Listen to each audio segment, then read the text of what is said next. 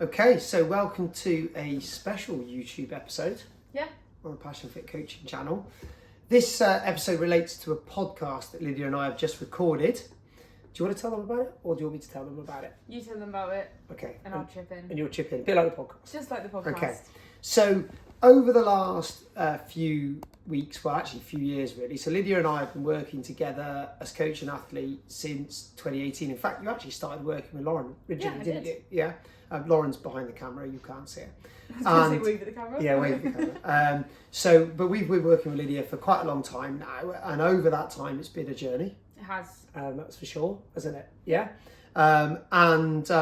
It's been quite a roller coaster at times, hasn't it? There's been a few up and downs. Yeah, it's been unique. Oh yeah, definitely, yeah. Yeah, it's been unique. And Not linear.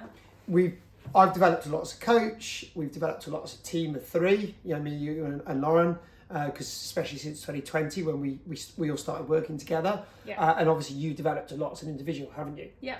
But there've been a lot of unique challenges that have caused that roller coaster to be the case. Yes. And you know, we've often had to really think about how we got the best out of you and how we made you feel comfortable in the environment you were in. Yeah.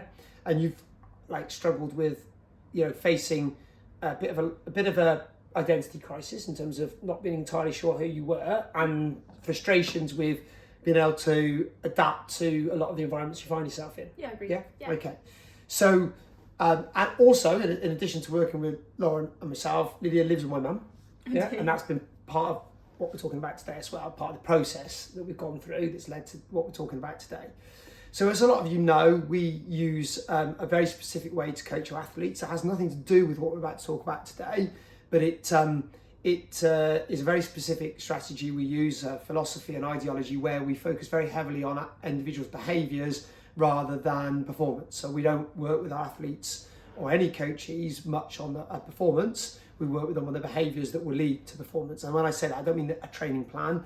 I actually mean genuinely their behavioural choices to ultimately take them towards a goal of becoming a higher functioning version of themselves that will have the consequence of unlocking higher levels of performance, but across all three aspects of their life in appropriate balance. That's how we coach. And one of the things that's led to Lydia working with us for quite a long time is you found that helpful. Oh yeah, life-changingly helpful. Life-changingly helpful, that's very generous. As opposed to what you've often experienced from coaches in the past, which is more around how to be a high performer. Yeah. Yep. And of course, the challenge for you, Liz, is, we've obviously discovered that you've got a very favourable genetic blueprint for endurance sports, and of course, the danger is that for someone like you, their coach is often focusing on that. And performance. Yeah. And I'm not saying that other coaches don't do what we do, they do, but this is very specifically what we do. And because of that, two things have happened, I guess. One is that you've found that you've evolved to a better functioning version of yourself, one that is able to be more adaptable to various situations, overcome some of the challenges that you faced in the past that were maybe a hindrance to your peace of mind, well-being, performance levels, all that, effectiveness, all those things. But also helped us to understand a little bit more about your journey, who you are, and identify things that we might need to consider.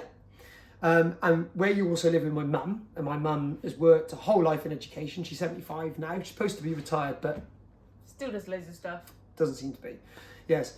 And my mum was a teacher, primary school teacher. She was a deputy teacher, deputy head, a head, education advisor. She's done some consultancy work, which I think she still does. She's on a million boards of governors, I think, by all accounts. And one of the things also my mum did when she taught in education was teach in a department that back then was known as a special unit. I don't think that would be the terminology that we'd use these days, but that was what it was back then. And one of the things that you and my mum and myself have discussed is the possibility that we might need to look a bit deeper into your unique requirements, your personality, and who you were, your identity. And so over the last few months, we've been doing some research and reading, and we ultimately together made a decision that we would explore the possibility of looking into whether or not you were autistic. Yeah.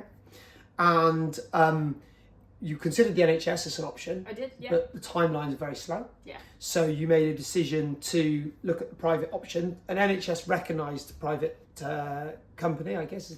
Yeah. Company. It's the best way to describe it. So you've been through that process over the last few weeks, haven't you? Just to be clear, I haven't been part of that process at all, have I? So I haven't been part of that process at all because I thought it was inappropriate to be. But I have been part of the feedback loop at the end of the process because that is important for me to be part of that as your coach and I guess your business partner as well and your friend. And but my mum and your sister were involved in the first part of the process, more from a safeguarding point of view, weren't they? Supportive point of view. Your sister had to be involved with the sort of your early years insights. Yeah, that kind of thing. Because obviously, where you're an adult, a lot of that information is harder to come by. Yeah. Okay. So, and the results of that assessment, we had this week. We had on Tuesday. On Tuesday. We have decided to talk about this very early, or you decided to talk about this with everybody very early, because you felt happy that you processed it effectively and the way you wanted to. The reason I'm talking about it is because you don't find this so easy to do. Well, it wouldn't have been a very long video. It would have just been the title and that would have been it. Yeah, there wouldn't be much context,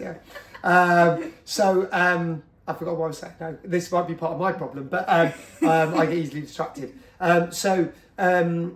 had the results this week, didn't we? Yeah. And the diagnosis came back that Lydia is autistic. And it wasn't borderline, was it? Just on the edge. Obviously, we don't know much about this process, so we didn't know if it was appropriate to have the testing done. But the feedback suggests that it was pretty clear cut. Yeah. And actually, when you listen to the feedback, you realise it was clear cut. Yeah. It was quite amusing. Yeah, it was quite. I mean, it was probably. We're not. Let's be really clear. Don't want to get this wrong because people will like shoot me down. We're not laughing at Lydia for being autistic, but obviously, what was amusing is the realisation and their observations. Where I sat on that, yeah, and like some of the things they did, because I don't want to use the word they tricked you, but in some of the assessment process, they did trick you.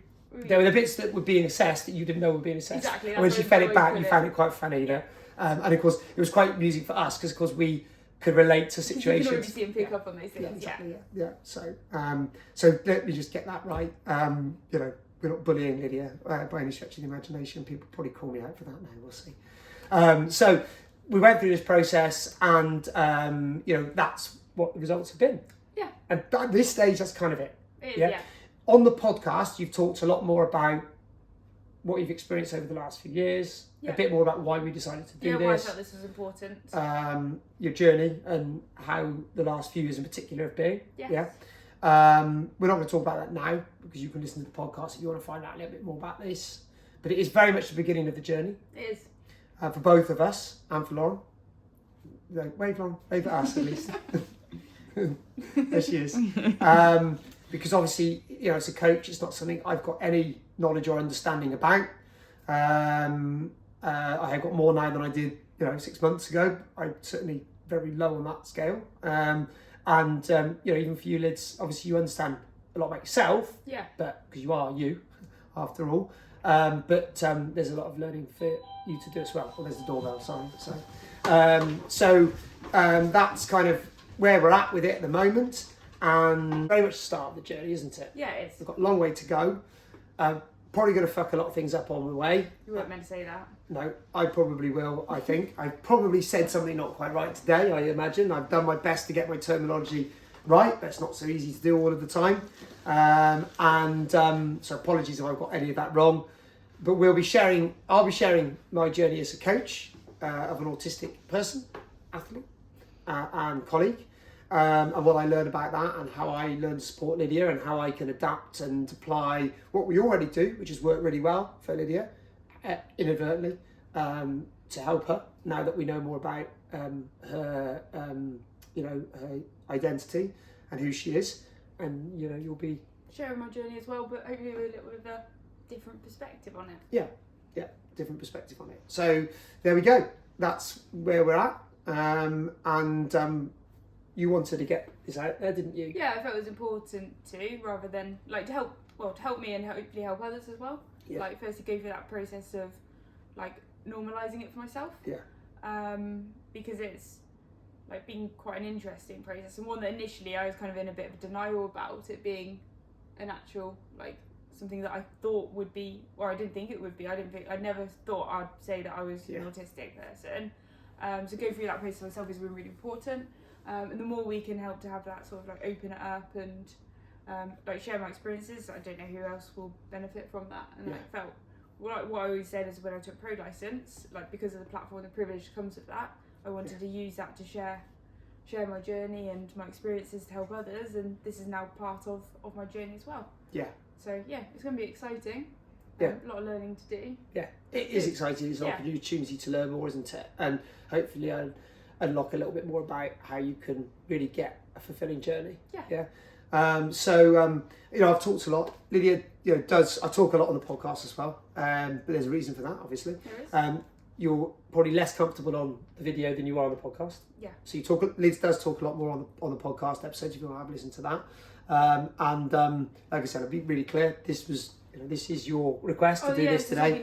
And I do feel a little bit uncomfortable doing all the talking because of how I feel it could be perceived, but it's something that you wanted me to do. Yeah.